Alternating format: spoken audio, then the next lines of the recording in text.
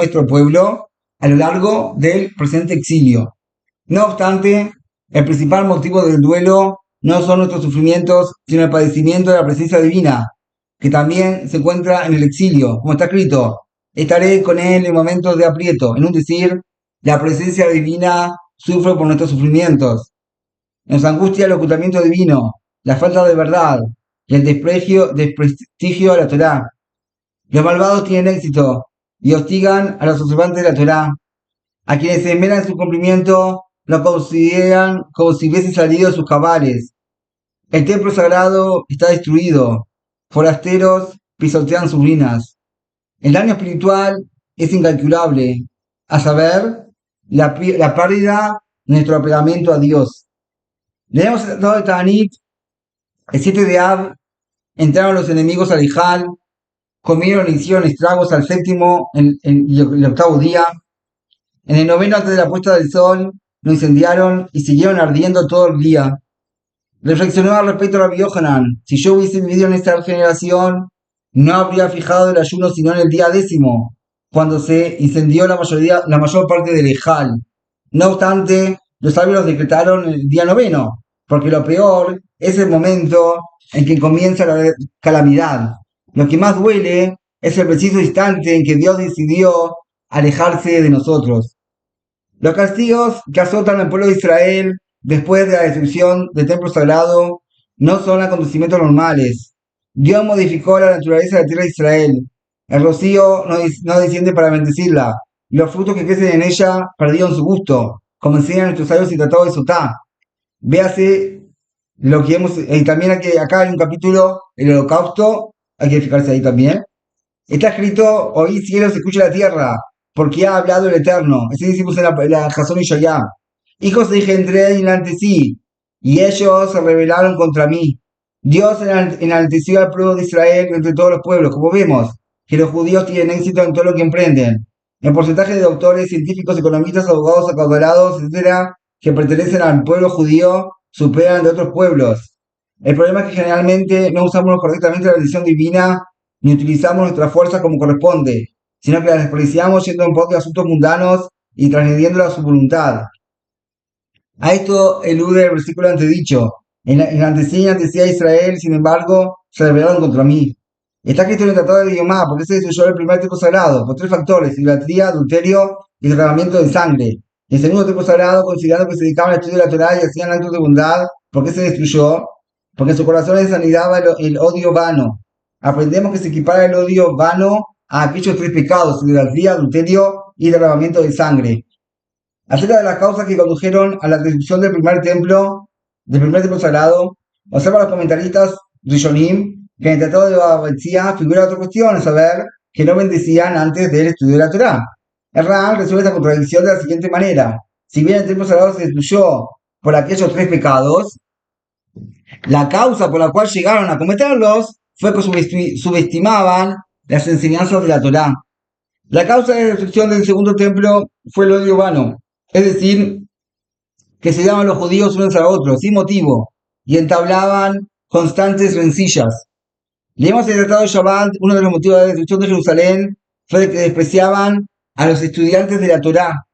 Es deplorable que también actualmente haya quienes, dándoselas de inteligentes, hablen en contra de los sabios de la Mishnah y del Talmud, incluso sacan a luz publicaciones pseudocientíficas llenas de críticas descaradas, dechadas de ignorancia. En cierta ocasión, un disertante cuya fama de ostentador de ideologías dañinas se había difundido, llegó a la ciudad de Brisk. El héroe principal, Rafael Soloveitchik, prohibió concurrir a sus disertaciones. Algunos se dirigieron al rabino, alegando que su erudicho, en sus disertaciones, no exponía sus ideas, sino se limitaba a enseñar pasajes de Torá. Respondió el rabino que hay casos de que se permite ingerir un trozo de carne cocida, a pesar de que la olla en la cual la cocinaron no es apta para seguir cocinando. Es decir, está prohibido escuchar a quien tiene ideas falsas. Hemos de llorar amargamente por el desprecio de la Torá. El autor del libro Nodá Viudá lloraba todo el día el 9 de Av al enterarse de los humillantes oprobios a que estaban expuestos los rabinos y los estudiosos de su época. Discernía en ellos las graves escuelas de la destrucción del templo sagrado. La finalidad del luto no es deprimirnos, sino fortalecer la fe en Dios, entender que Dios supervisa a todo el mundo y depositar nuestra confianza solamente en Él. Todos los sufrimientos que padecemos tienen como finalidad inducirnos a afianzar la fe, como se enseña en el final del Tratado de Sotá. Nuestra salvación no vendrá ni de nuestro poderío militar, ni de nuestra prosperidad económica, sino solo de Dios. Por medio del estudio de la Torá, de los rezos y actos de beneficencia. Si no nos comprendemos, estamos expuestos, Dios nos permite, a ser castigados por los cielos. La ciudad de Jerusalén está destruida, aunque actualmente haya judíos que la habitan. Jerusalén no es como Londres o Nueva York. En el Sagrado Zohar se explica que en épocas en las cuales el templo sagrado estaba construido, la ciudad espiritual de Jerusalén de las alturas reposa sobre la ciudad física de Jerusalén, así como el alma reposa sobre un cuerpo. Actualmente se compara a un cuerpo sin alma. ¿Cómo se percibe Jerusalén de las alturas? Todo responde que en la época del templo sagrado, cada persona que visitaba Jerusalén fortalecía su temor a los cielos. La espiritualidad que se respiraba influía a todo quien estaba allí. Es deplorable que hoy en día la profanación del Shabbat y la falta de recato se enseñorean en sus calles. Pero Dios no nos abandona. La casa de estudio de la Torá en Jerusalén y en otras ciudades son un pequeño santuario. Incluso las sinagogas y casas de estudio fuera de la tierra de Israel son lugares sagrados y en la época mesiánica se trasladarán a la tierra de Israel, como se enseña en el Tratado de Megilá. No solo las sinagogas se consideran un pequeño santuario, sino que lo mismo cabe decir de cada hogar judío, en el cual se observan los preceptos de la Torá. Toda familia observante de las leyes de la Torá contribuye a la construcción del templo sagrado, porque en su hogar se encuentra la presencia divina.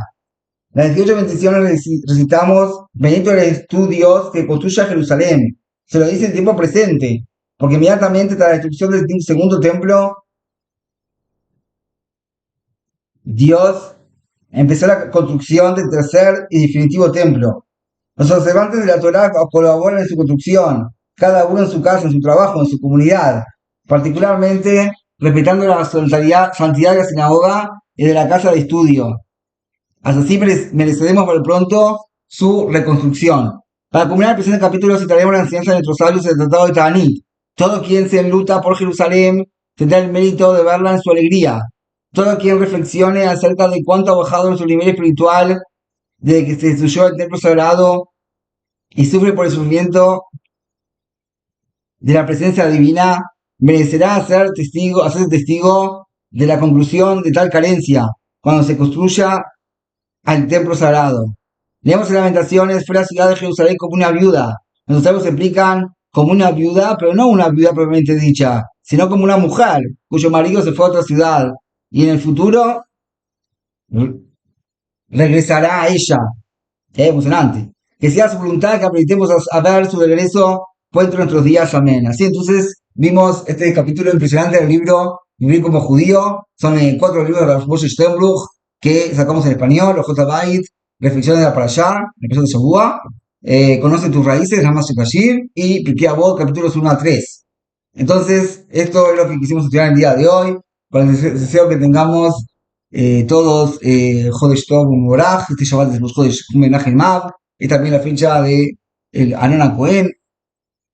Y como dice la Mishnah en Pirkei Avot, que lo que se caracterizaba a Anon Cohen es algo para estos días, especialmente de Namet Tzarim, como está escrito en la Mishnah, que él amaba la paz, perseguía la paz, amaba las creaciones y les acercaba a la Torá. Entonces, con eso que nos apoyamos en los caminos de Aarón Cohen y veamos pronto la redención del pueblo de Israel, la llegada del Mesías, pronto en nuestros días. Amén y amén. Shabbat Shalom y Jodesh Tov Umeborach.